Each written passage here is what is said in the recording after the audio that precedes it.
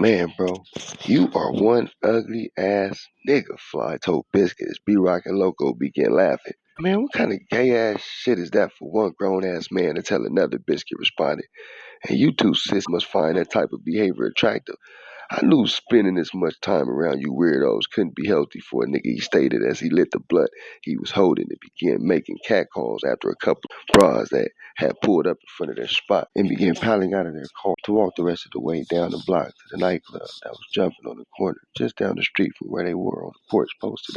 Do we look like some fucking dogs or something to you? The light-skinned, petite, cute Redbone, who had been driving, shot back at Biscuit as they balled up their faces and rolled their eyes at the group of local thugs while proceeding to make their way down the block as Biscuit slung bottles of beer and insults at the sloppy pack of bitches who obviously had no idea who the fuck they were. Y'all believe that shit? Biscuit yelled back at his boys on the porch as they all stared after the set of nice asses as they made their way to the long ass line outside the club. I told your ass about showing your ugly ass face in public, Fly told Biscuit, still fucking with him.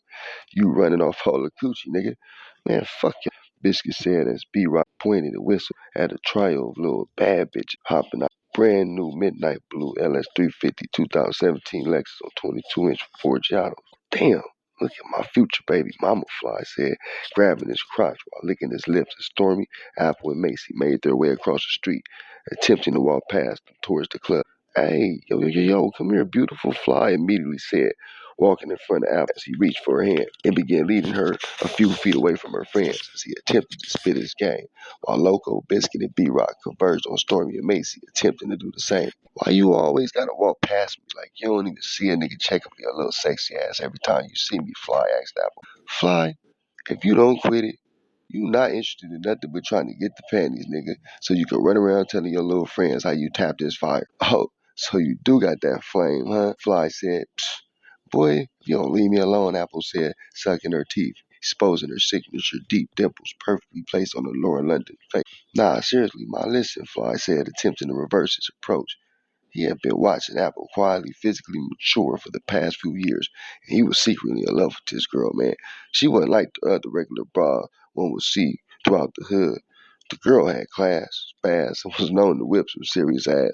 Everyone thought that she and her cousins were on pussy or all taking advantage of the nigga BJ's son because that's the only piece of dick anyone would ever see to pack of pussies around. Fly didn't consider himself no hater, but he secretly hated that little ass. Every time he would see this little nigga, he wanted to slap him silly and impose his will. But seeing that he was the boss's nephew, well, you know, he let him be. Plus, he would give Fly whenever they crossed paths, scream, you better leave me the fuck alone, and were always void of any signs of life or emotions. It was like he was looking through a vacant window. Something deep within him warned him it would be just best to steer clear of the youngster. But when it came to Apple, he had no control over either head he tried to think with. She was something special. Like that forbidden fruit in the Garden of Eden, he had to somehow sample that shit. What I gotta do to show you I'm different than who you perceive me to be, he said, staring into Apple's eyes. Won't you just give a nigga a chance, girl? Spend a little time around a real dude instead of always rushing past a nigga when you see him in traffic. I don't know. I ain't gonna front. A bitch do like what she see, but you be having too much going on for me. Plus, I don't like the way you be mugging my family every time you see them. Who? Loyalty? Listen, ma, I apologize that I'm in love with you, and I get a little jealous if the nigga gets the luxury of your beauty and company on a regular basis. Apple, come on, damn, Macy and Stormy whined, trying to get away from Fly's friends. Hold up, ma, Fly said quickly, trying to figure out something they could do to get the girls to chill with them for a minute. Where y'all going? To that club down there? Yeah, nigga, we got shit to do. Shit, Stormy said, tapping her Gucci sandals impatiently against the concrete. Okay, but that long ass line, Fly said. Why y'all so much in a rush to go stand in it? We've been sitting out here for hours. That motherfucking line moving hella slow. Y'all might as well post up right here with us for a little while. Then head that way. We got weed, nigga, coke, and booze in the spot. Music, too. We can have our own little party right here. Fuck that club. I promise y'all it'll be all in fun.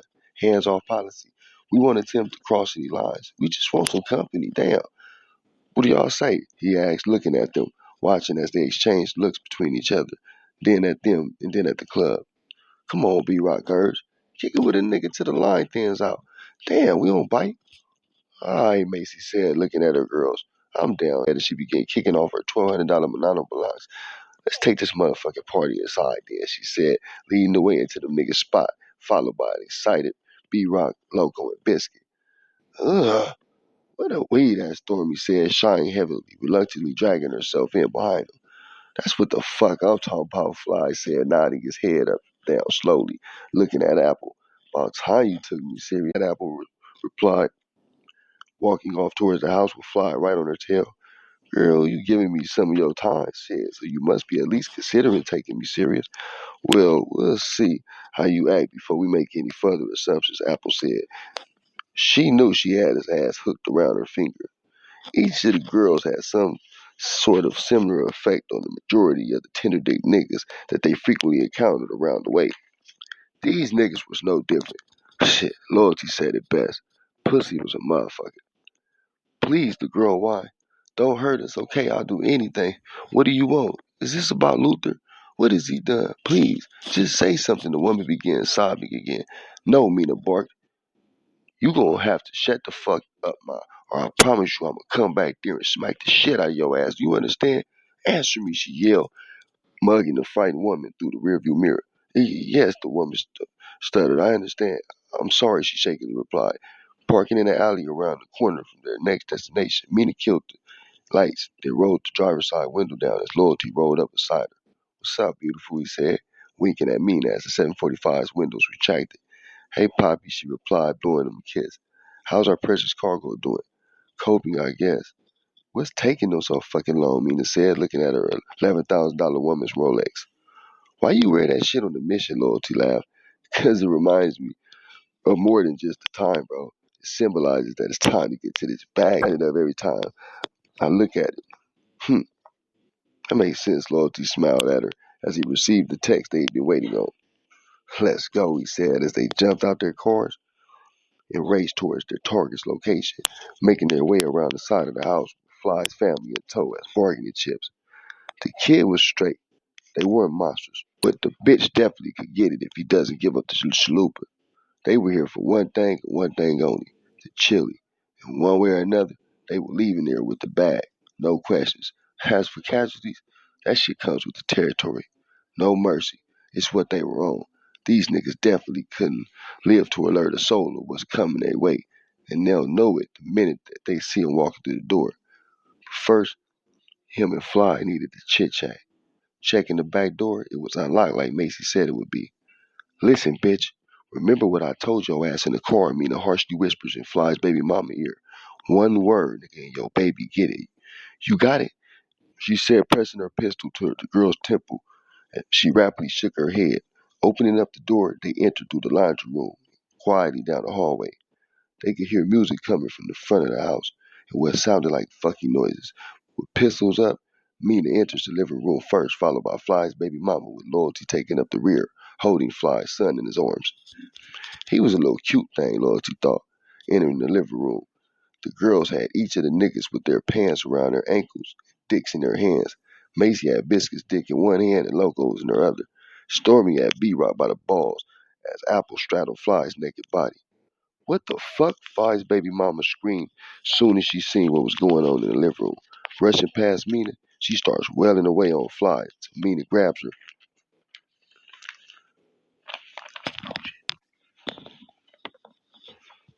by her hair and forcefully slams the bitch off the Fly and up against the wall. And she then points her 380 around the room at the shocked dudes, caught with their pants down, literally. Don't fucking move, nigga, or that's y'all ass. Nod your motherfucking dreads if we understand each other, Mina yelled as they all rapidly began nodding their heads. Reaching in her back pockets, Stormy and Macy both quickly pulled out straight razors and in one swift motion sliced off Biscuit and B-Rock's dicks. Then Macy quickly bounced up off the ground, grabbed a stunned Loco by his dreads and slit his throat from ear to ear, stepping back as he crumbled to the floor as her and Stormy then both stood over a squirming B-Rock and Biscuit as they lay bleeding and crying like little bitches at their feet. Fly was stunned beyond belief. He had been on the other side of the coin his whole life. This shit here he was currently seeing was foreign to him. He couldn't believe the way this bitch had slit his boy Loco throat like that. And he could have sworn when his blood squirted across the crazy bitch's face that she licked her lips and smiled as his boy's soul left his body. This was it, he thought. For all the bad shit he had ever done in his life, this was surely the Grand Reaper coming to collect. Please, he began to beg as Apple quickly grabbed him by his hair and brought her razor up to his throat. Fly looked at Loyalty with pleading eyes, but was too terrified to utter a word. He didn't even realize that Loyalty was holding his son until Loyalty turned the boy around to face his father and the mayhem behind him. Look at Dada, Loyalty said, walking in circles around Apple and Fly, taunting him. Please, Fly begged as tears visibly started to roll down his face. Not my son, bros. Listen, listen close, he told Fly. Macy, Stormy, yeah, bros. Quiet them pussies the fuck up, he told him, referring to B-Rock and Biscuit. Gladly, they said as they both bent down and slit the niggas' throats as Fly's baby mama continued to whimper up against the wall. You see that shit, Fly, he said, pointing at his boys. It's over, my nigga. They gone. I'm not gonna play with you. You not making it out of this alive, my nigga. Please, bro, he begged. I don't even care. Just don't hurt my seed, bro. I give you whatever you want. The work and the money is upstairs. There's a safe in the floor under the bed. It's yours. The code 342732. Own it, Mita said quickly, heading up the stairs. Stormy, go with her, ma. Okay, she said, following Mina. Good job, Fly Guy, Loyalty said, patting him across the cheek. Now continue. What do you mean, he pleaded. That's it. Ha, there's nothing left. Oh, but I beg to differ, Loyalty replied. Where's your stash at, nigga? Apple said, pressing the razor tightly against Fly's neck, drawing blood. Okay. It's at 4126 Western at my auntie's house. There's a safe, back room, closet, codes 41417. It's my son's birthday, man. Please. That's it, man, I swear. Thanks, Apple said, kissing him on his lips as she slowly ran the blade across his throat, watching his eyes flutter and roll to the back of his head as his life left his body. Macy, y'all finish up here. Apple, get dressed. Come with me. Let's go get this paper, Loyalty told her as they headed for the back door that they had came through. What about her, Macy said, pointing at Fly's baby mama, curled up in a ball on the floor, weeping. She's seen too much. No mercy, Loyalty said before walking out into the cool night air.